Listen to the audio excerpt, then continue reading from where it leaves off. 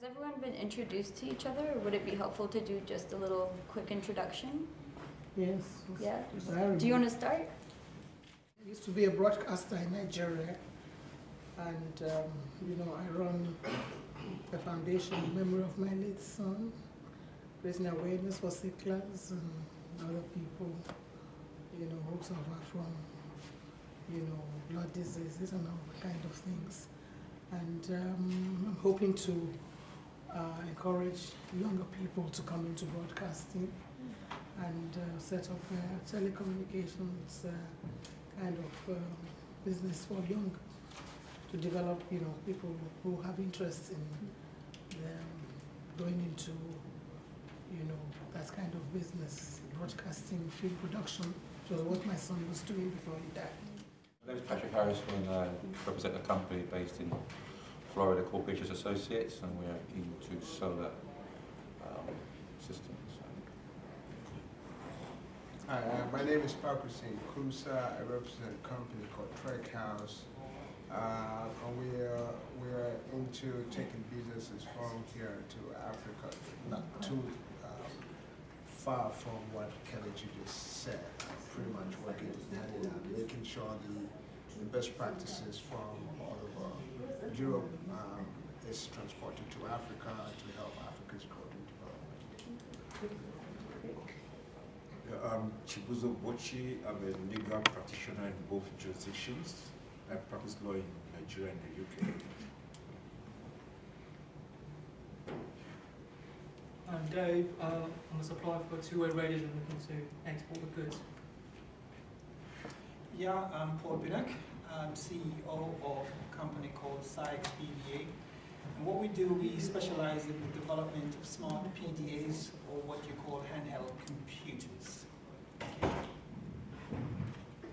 Nigel, I work with Valopa. We provide currency exchange and bank-to-bank payments. We're looking to work with importers and exporters to offer them better exchange rates than they traditionally get in their banking relationships in general. My name is Peter Thompson. I've had the opportunity of working for UKTI in London and for UKTI in Accra, Ghana as a trade development manager. And I'm just interested to come and listen to companies and everybody who has an interest in Africa. I'm something you can call an IT expert. All your web and development and digital consultancy, I'm your man. Thank you. Hi, I'm Bassi. I'm a freelance interpreter and translator. 3 languages, French, Spanish, and Portuguese. Cool. Hi, my name is Dean Charles. I've got 2 companies. One company, 2 Hot Films, makes feature films. Second company is D Charles Media, and we create videos that sell a product rental service. And we're making shows for Ghana, South Africa, and Nigeria. Hi, my name is Joe Highway, CEO of SM Global Limited. We supply agricultural commodities. Thank you. My name is Comforter Moko, MBE. I work with the Met Police Catering for 39 years and just retired last year, and I turned looking into the business markets. That's what I'm here today. It's just to give an overview of what we've done in Ghana and what we learned from the trade mission that we went on to. But it sounds like a lot of you have been to Ghana before. How many have been to Ghana, have done business in Ghana before? Okay, not everyone. Great. So I'll chat briefly, and then if you have any questions, please let me know. But basically, the business I'm representing today, Kwintesential, we are a language and culture company. So essentially, what we aim to do is help businesses achieve 2 goals. One is to help overcome issues involving different languages or culture. And secondly, offer clients a competitive advantage in business using language and culture.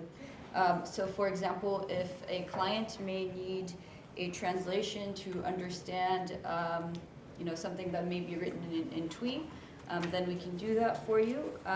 Or alternatively, if you need to translate your website into lots of other languages to expand your business, then that's something that we can do for you as well. And then the other side of our business is intercultural training. Has anyone heard of intercultural training before? Does that ring any bells? Essentially, it's three things. The first type of service is really training for expats. So let's say that you were going back to your roots, to Nigeria, to Ghana, back to the African continent. Maybe you had lived there before, maybe you haven't. We would provide you with a trainer to give a little bit more insight as to the actual values of the country, of the culture, and how these translate into business. And also a little bit about everyday life to help you settle in better. And those who would be returning from having not lived there for a long time, we'd help you adjust, back with the changes, and find you the kind of expat groups that, or non-expat groups or diaspora groups that you could, then start to form your life again. Because a lot of the time, what happens when people relocate is that they feel quite lost because they've lost their own kind of communities and support networks. So basically we help to rebuild that as well as build on business. The other kind of trainings that we provide is country-specific training. So whether it is about doing business in Nigeria or the US or China, India, it's really to facilitate mainly teams and project teams to communicate and align working practices. So what you often find in business is that people speak, for example, India, UK, people speak the same language, but culturally it means two different things. There are so many words, I guess, that are used in one version of English and not in another, and that can create some barriers. And also when it comes down to body language and nonverbal communication, you might have someone who is quite direct be telling you, oh my gosh, it's hot in here, can you open the door? Whereas in places like Japan, someone would just go like this and expect you to know that means, can you please open the door because it's really hot in here. So as you can imagine, this kind of miscommunication and lack of cultural sensitivity and awareness in some way can bring more barriers when doing business. So that's the kind of training that we try and provide. So we have a few offices around the world, in South Africa, Switzerland, the UAE, here in the UK and the US as well. And we've worked for a long time now with UKTI in terms of doing master classes on a variety of different regions, and including other topics like women in export, for example. So I don't think I'm going to tell you why you should be investing in Africa, because it's pretty obvious by this time of the day.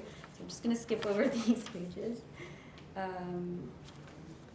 But maybe I'll tell you a little bit as to why a company like ours wanted to basically what our mission was for Ghana before we went on the trade mission, was that we were hoping to we're still hoping to open an office in Accra in the next year or so.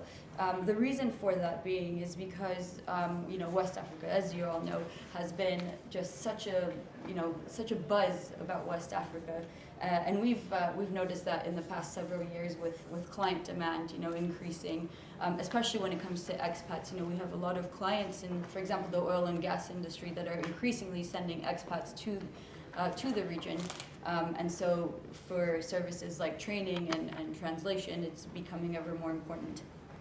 And the other reason is because from a cross-cultural perspective, there's been not that much research when it comes to looking at the intercultural field. So anything, all this research about people's attitude to time, attitude to hierarchy, all this stuff has really developed and started in Europe, but there's very little research done in Africa. So what we wanted to do is empower, local talent and basically use local skills to develop these trainings for us. So once we have an office open in Accra, what we really want to do is recruit people from either the diaspora or locally that have worked in international business and are able to pass on these skills to other expats or other Africans around the continent in terms of training.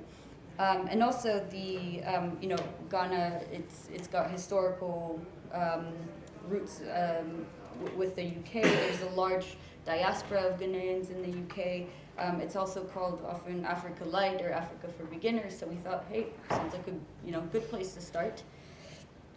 So my boss and I went on a trade mission last May that was led by Chuka Umna, and we found, although the trade mission was going to Nigeria and Ghana, we decided to just spend the whole week in Ghana so that we could really focus on one place, learn a bit more about the culture, learn some Twi, which was always very helpful, and really kind of get a better understanding of the intricacies of doing business on the ground. So none of us had been to Ghana before, and it was we just wanted to invest as much time as possible in the city of Accra. So the trade mission was quite high profile, which was an advantage because it meant that people wanted to speak to you. And we did a lot of the initial kind of market research on our own, but then we're able to use kind of the profile of Chokona, who is leading the mission, to help us arrange some important meetings, which is always useful.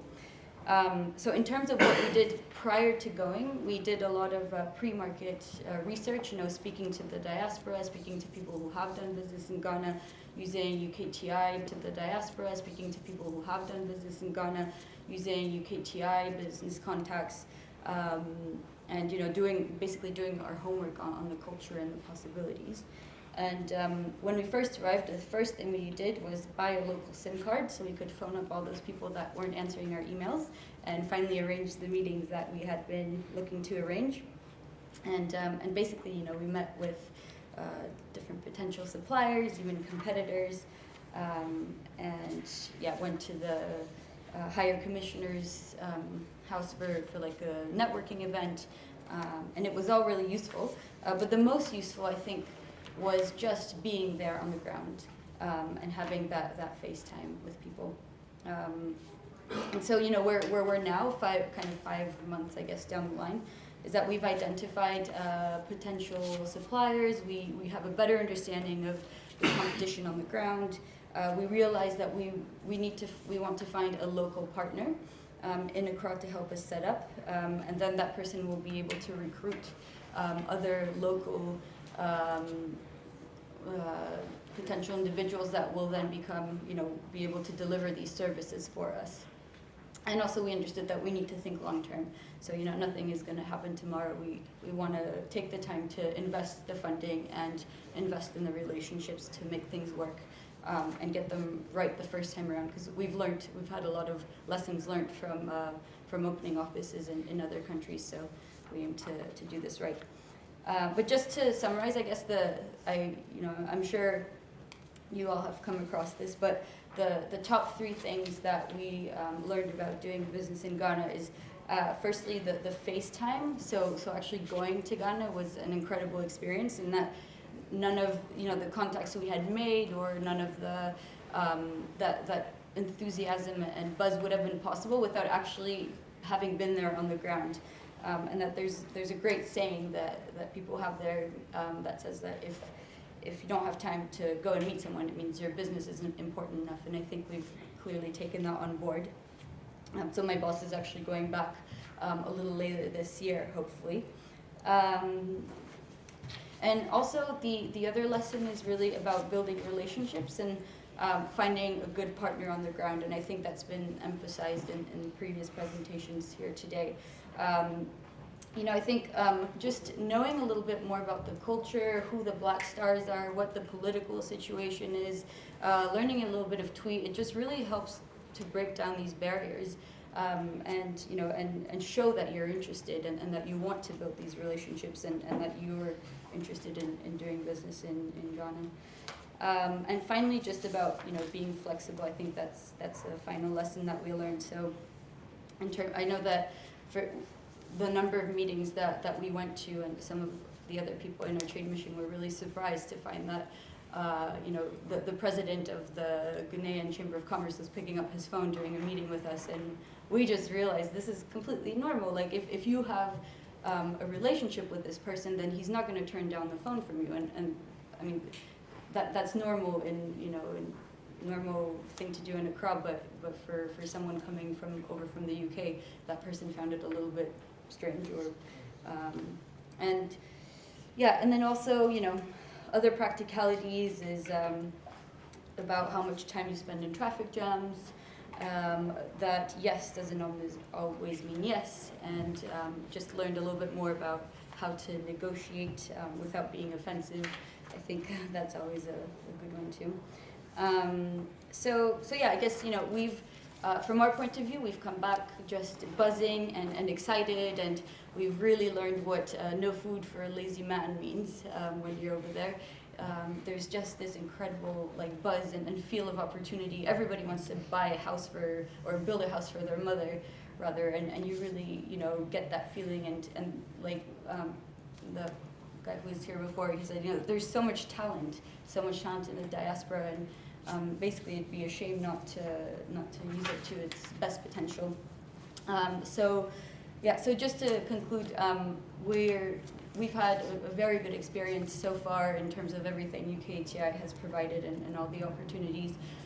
We're looking to empower you know, local people and really use local talents to its best extent, if that makes sense. And really also what we've learned is that going abroad also breeds innovation back home. So you notice that you get a different perspective on doing business in abroad when you come back to your own country, and that's what we've noticed as well. So thank you very much, and if you have any questions, let me know.